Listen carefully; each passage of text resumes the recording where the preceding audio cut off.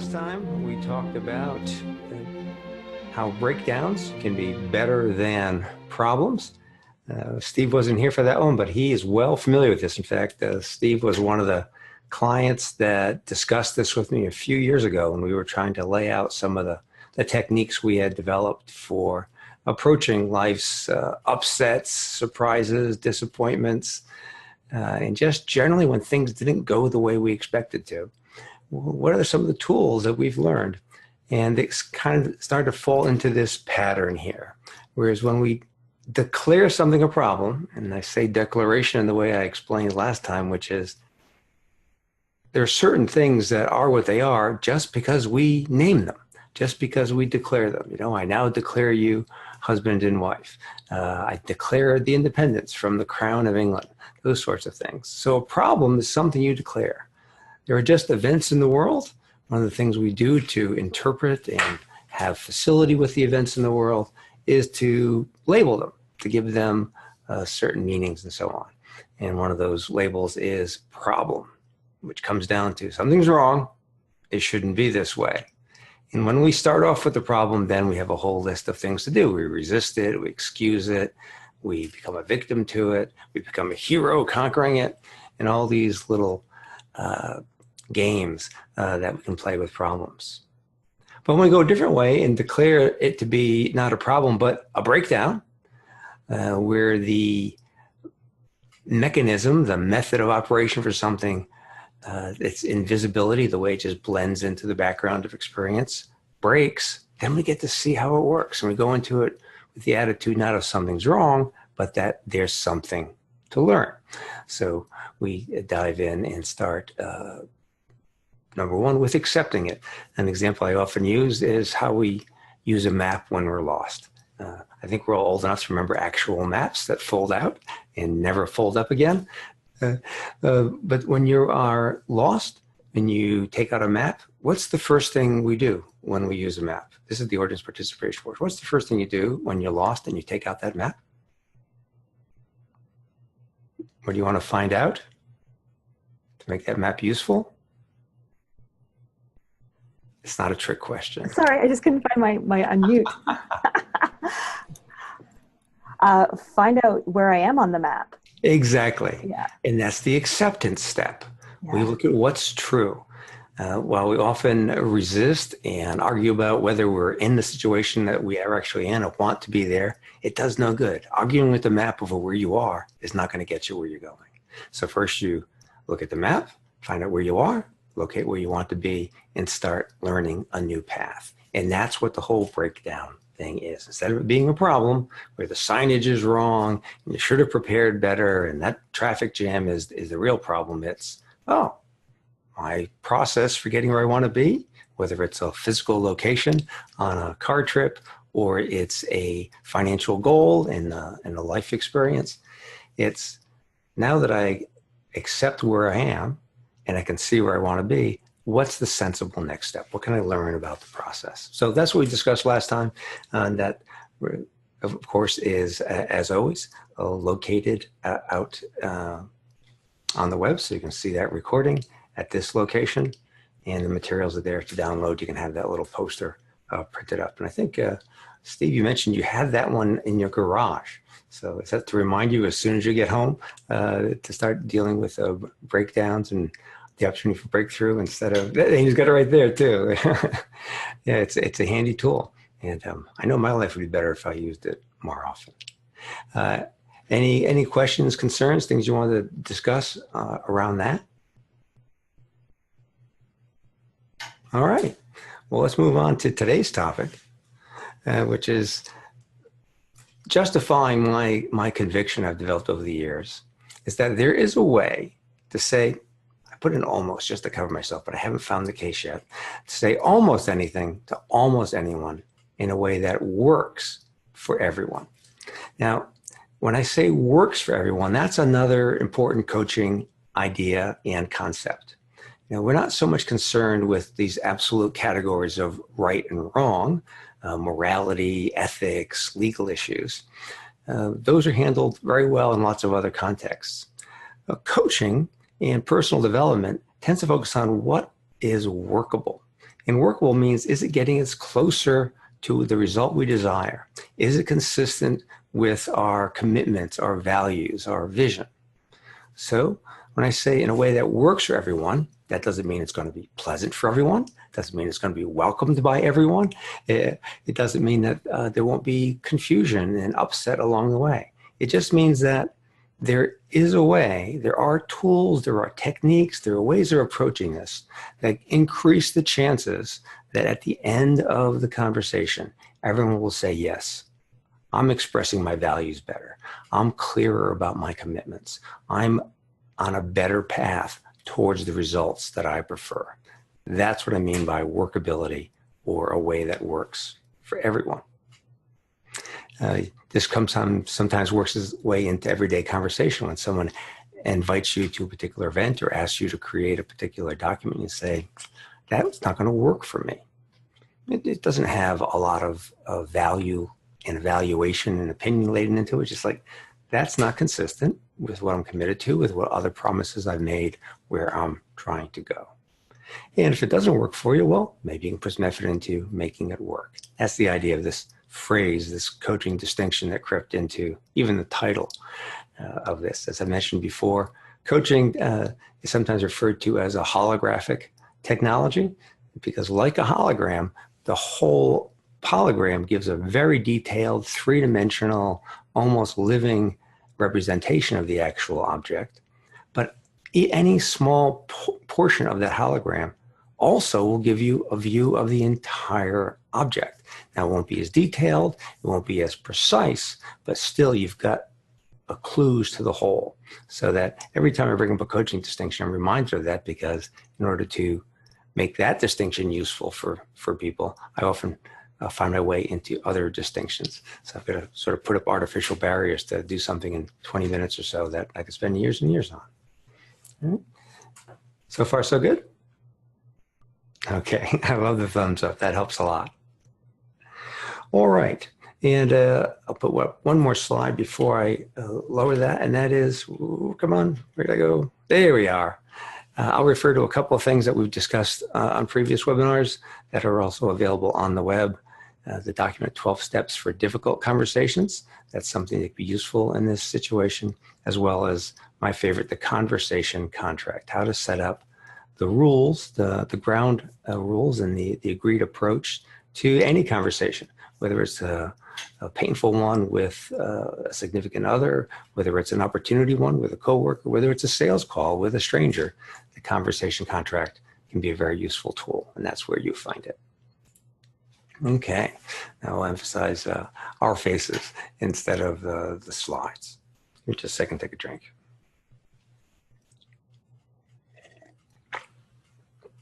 The reason I chose this topic is because I've noticed, and also there's a Stanford Business School survey of board of directors and CEOs that confirmed my anecdotal evidence, that much of the frustration and ineffectiveness that business leaders feel is about the conversations they're not having. They're concerned about confrontations. They're concerned about upsetting people, about not being prepared. There's lots of reasons not to have conversations that you know would either resolve an issue or move you closer to where you want to be. Now, I'm not saying these conversations aren't had at all. They're just not had in reality out loud with the people involved. We all have lots of conversations in here. You know, while we're showering or driving, we think, well, I really should bring this up with him, and well, he'll say that, and then, well, I'll be ready with this, and then he'll respond this way, and I'll be ready with that. And we all do that, right? And rehearsal has its place. But I've found that although I wish and sometimes expect that I can resolve these things inside my head, but I've learned that it's really dark in there, and there's not enough room to work. It's much more useful to get things out where there's more space and to involve someone else. So that's the conversations we're talking about today, the ones that we often find our mind wandering to and having by ourselves. That would be much more effective. At least we'll learn something if we had them out loud with other people. And it's a common problem even with some of the most effective people that you can think of, this reluctance to go into the difficult or confrontational conversations. So I'll give you one example of the kinds of difficult conversations that come up repeatedly as an executive coach. And you can see how that might map into your own life. I was with a fairly new client. I was meeting with him for the second, maybe third time. I didn't know him very well. And it was what you might, if you're designing a set for a movie, choose as the office for a chief executive. Literally a wood-paneled room, beautiful furniture. The client always dressed very well. It's one of the things everyone noticed about him right away, as he had high-quality clothes worn expertly. So we were going over, as I do early in an engagement, learning the person's business and the key people in that business. As we were going down the list, he mentioned one person who ran a branch office who had not hit his numbers, his goals, for several years. So naturally, I asked, why is he still here? And he gave me a long, very detailed answer and explained lots of things that I didn't know about their major supplier and the requirements they had, about the history, the personal life, the location, some of the hiring, some of the things he's tried. And after this long and detailed justification, and you might recognize justify as something that's on the problem side of the earlier one, he said, so what do you think? And I said, I think that's a load of bullshit. And he laughed and he said, yeah, you're right. It is all bullshit. None of those are good reasons for him still being here. And I think we're going to work well together because nobody else around here will tell me when I'm full of bullshit.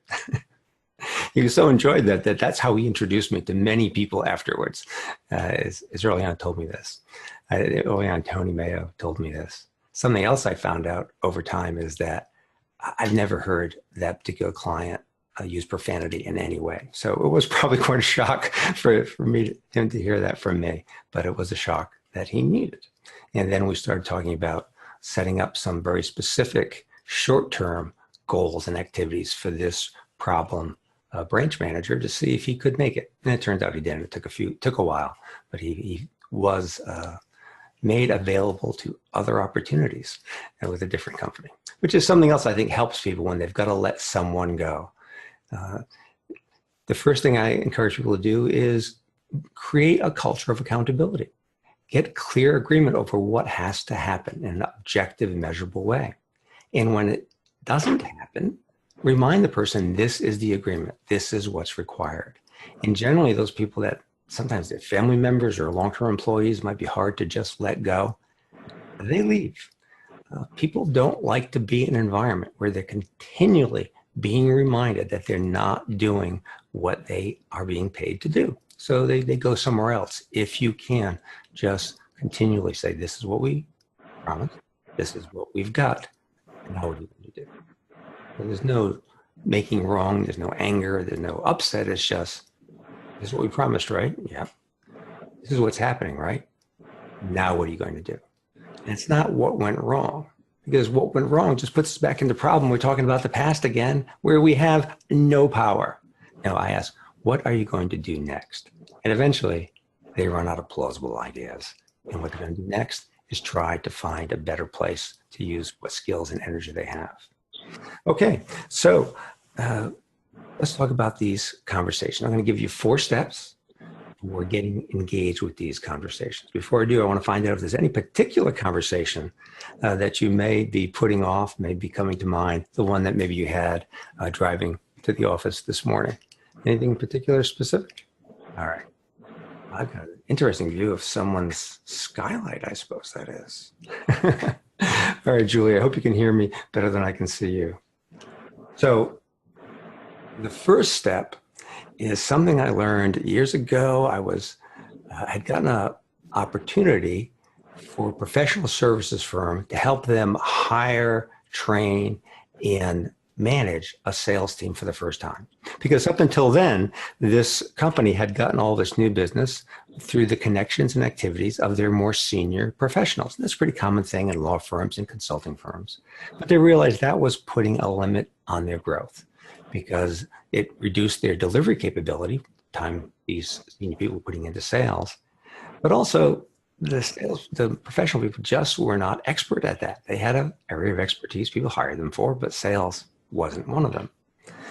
But there's always a problem when you make that kind of transition because the consultants who were effective at sales were getting some nice benefits. It gave them power, sometimes it increased their bonus. So there's going to be resistance.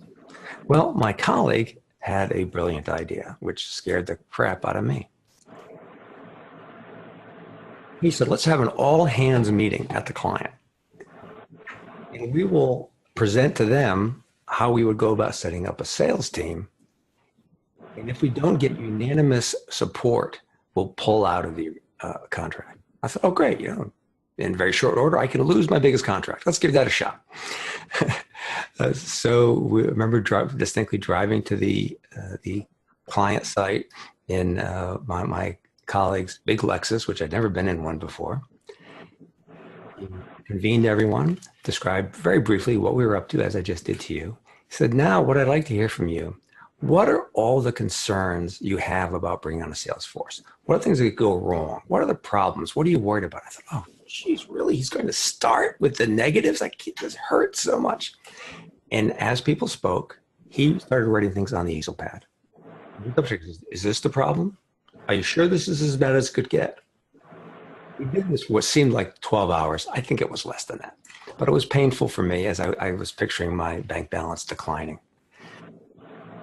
And then the shocking thing happened. And it might not be surprising to the three of you, but he said, are there any positives? Are there any possible upsides to having a sales force? And these same people started saying, well, we could get more interesting work. We'd be able to hire people that are more highly qualified. And they went through the whole list of what happens when you get more sales. And he said, well, this was his big closing line. And I've since adopted as my favorite sales power move. He said, well, what do you think we should do? And after this silence, I said, well, I guess we should give it a try. Let's go forward. He says, anybody have an objection? He said, no, let's try it. So what happened in that difficult conversation? Well, one thing he did is the first technique I want to mention to you, and what I've come to call it, I hope you don't mind a little bit of colorful language. What I've come to call it is the mental enema. Gave people a chance to get all that ideas out of their heads. Just to say it and to have someone hear it. That's why he wrote it down and double checked to make sure it was accurate. People want to be heard. It's one of them want to be heard. It's one of the fundamental human needs is to exist, to have someone else recognize that, yes, you're real and you're different from it. You have your own ideas. So having that opportunity to say what's on your mind, to get your concerns out there, very powerful. And I recommend this. You might initiate this for yourself too. When you find you're procrastinating or not doing something thoroughly or just dreading the process, get hold of someone that you could trust who cares fundamentally about you more than any particular work outcome, and just say all your concerns. Now, it's important. They don't add anything to it. They don't agree with you and say, oh, yeah, it could be worse. What about that? No, they just need to, as we say in the coaching business, get it. Know another human being can hear it, say, yeah, that's reasonable for you to feel that way. It may not be right. It may not be true, but I get that a sensible person with your background and experience might have that concern. So that's the mental enema. First thing, let people talk. You'll notice that's what I did with that new client. I didn't just jump in and say, you got to get rid of this clown. Forget about it. No. I said, why is he still working here? Oh, what about this? What about that? Tell me more about this process. Tell me about the requirements of that supplier. So we got it all out of his head. And by the time I called bullshit, he could see it was. He was feeling it. His energy was dropping as he described these things. He just wasn't proud of this once he had it laid out in front of another adult. And he was ready to hear, that's not good enough. Let's try something different. So that mental enema is so important. And it's hard, particularly, I think, for a boss to do that. Because we so want to wrap things up, move on to the next thing. We're evaluating the people, we're ranking them, and they know it. So it's hard often for them to be frank. But if you have a few interactions where people can just vent, can just say, this is what I'm concerned about, and I'm not committed to being restricted by those concerns. I just want to lay it out, and then we can move on. So allowing people to have that mental enema can be very powerful. So far, so good. Questions, concerns, looking for applications? All right. So that was the one of four. The second one is based on an old saying I'm sure you've heard many times, which is walk a mile in the person's moccasins. And the good thing about that is if you're having a disagreement, an upset, a concern with someone, and you walk a mile in their moccasins, well, soon you're a mile away and you have their shoes. So problem solved. It's a metaphor. The idea is to try to look at it from their point of view. You're not saying they're right, that they have the only way of looking at it, that your way is defective. No, you just, how would it look to that person? This is really powerful with children. Children have so much less experience, less facility with various toys and tools and methods that they see things very differently. And employees see things different from owners. Suppliers see things different from clients. So however they describe it, it's useful to get into their heads and see it from their point of view and acknowledge that, yes, I can see where you would come to those conclusions. Makes perfect sense.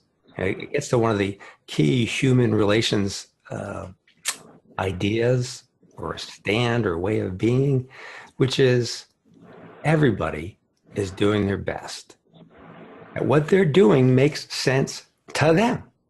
You're treating it like an error or laziness or stupid, people aren't going to like that. But if you can walk a mile in their moccasins, then you have a basis, some common ground where you can get some work done.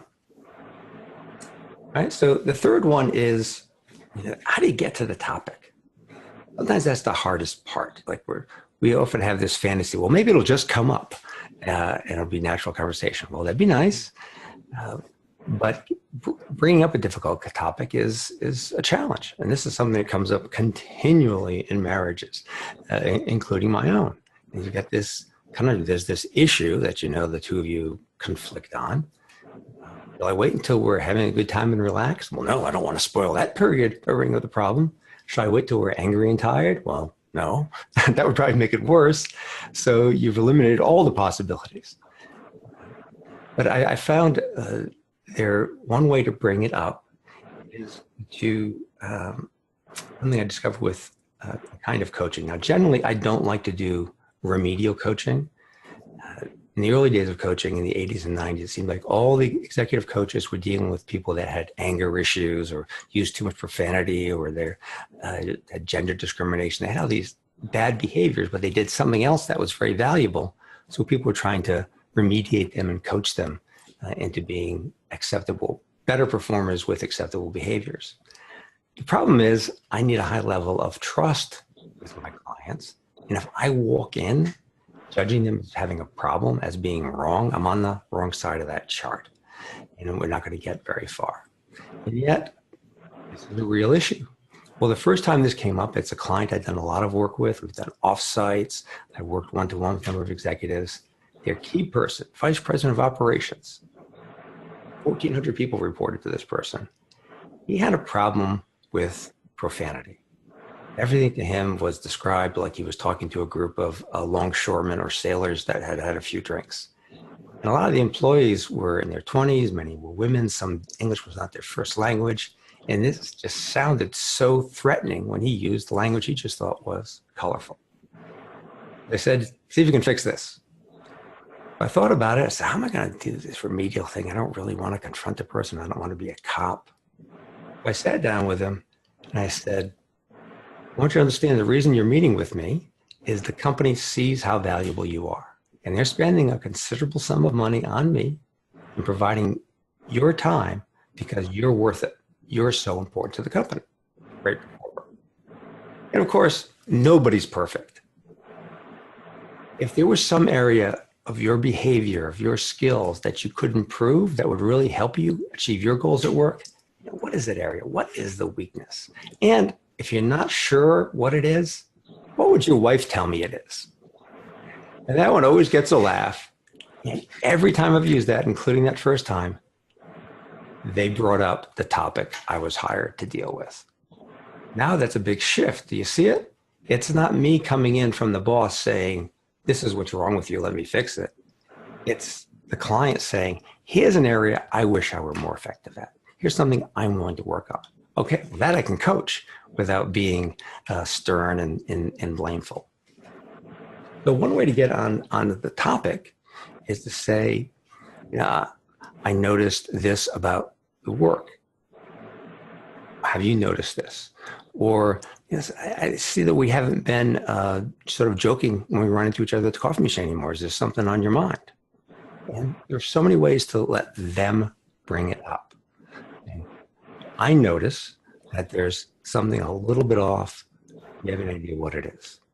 And often, so far, every time, it's the thing that I wanted to talk about anyway. And that third point of getting onto the topic by giving them an opening, giving them some freedom to bring it up themselves, gets into the fourth and final technique I want to give you today, which you may have heard of if you've ever done any kind of family therapy or marriage counseling. And that is use I statements, statements that start with, I feel this, I notice that, I'm concerned about this. See, and we probably could do a whole webinar on this. There's a difference between fact and opinion. I'll explain that in great detail on another webinar, but for now, I think we all recognize there are some things that are just true, and we can all figure out whether they're true or not. And there are some things that are subjective. They're an opinion based on our history, our values, the information we have available to us. So when we want to state a fact, we can state that fact and have a conversation about how the other person, what evidence they need to prove it. An opinion is different. The opinion is mine. It's a product of my view of the world. There's no arguing about it. There's no discussing it. This is my opinion. The problem comes in is when we start stating opinions and processing them as though they are facts. For example, saying to someone, you are lazy and sloppy. Well, that's a statement of as though it were a fact and that there was a golden standard of laziness that we could all go to and say, well, here's where you land and laziness is over here. No, things like laziness, being conscientious, those are subjective opinions. Everyone has different standards for what's lazy, for what's complete, what is conscientious. But if I say, now, sometimes I get the feeling that you're not getting this stuff done because you seem lazy or you just aren't a conscientious person. Now, I don't know that about you, but I want to tell you that I have that reaction. Maybe you have some mannerism that reminds me of someone else that was labeled lazy. So the thing is, when you do X, I notice that I feel Y. Not, you made me feel Y by doing X. You can't make me feel anything. I have all this history and process that influence my emotions. So the key to the I statement isn't just the format. It's realizing that you are taking responsibility for your opinion.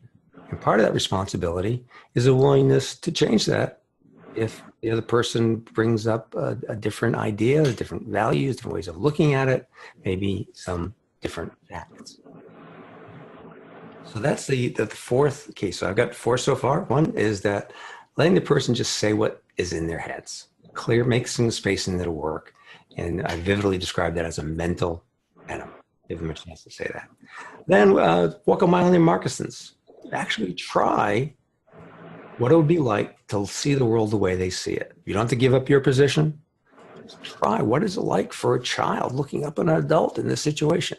What is it like for an employee who may have lost jobs in the past, who may have just gotten a notice that their rent is going up and the boss wants to talk about how they're doing on their incentive plan? Right? Things feel different. Conclusions happen differently for different people. That's part of the joy of dealing with humans instead of just with machines. We're all unique and they change moment to moment, day to day. So walk a mile in their moccasins by listening to what's coming out during that mental enema. The third one is just how do we get on the topic? Well, one way is to give them some freedom to talk about what they're concerned about, what they may see as being in their way, what they think is an aspect of their behavior or opinions that is between them and what they'd like to get. And then finally, you can make I statements. just talk about the opinions you've developed, the emotions that you notice arise in yourself when certain things occur. Not like it's cause and effect, not like it's their fault, but here's something I'm noticing. I'm not satisfied with that. You work with me to come up with a different approach. Maybe you'll change the way I process your actions. Maybe you'll change your actions. Either way is fine if it gets me to a better subjective experience of our relationship and the results we're working on. So that's my summary of how to say almost anything to almost anybody.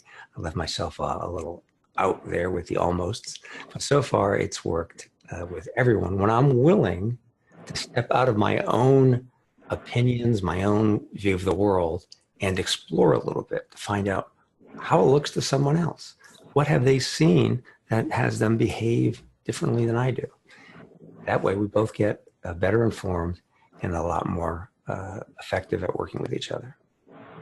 All right, so that's the set portion of today's presentation. Questions, ideas, requests, observations. Best of all, is there a conversation you're about to have that you'd like to commit to publicly right now? Anyone that you probably should have gotten around to talking to sooner, so this doesn't use up your mental real estate while you're driving or relaxing.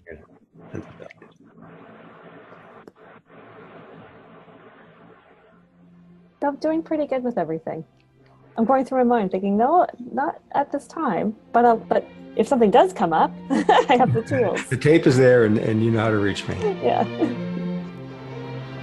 All right, Julie, Jane, and Steve, thanks for being with me today. I'll get these links in this video out there soon. And I hope to see you right here next Tuesday. All right, bye. Thank you, Tony. Bye. Bye.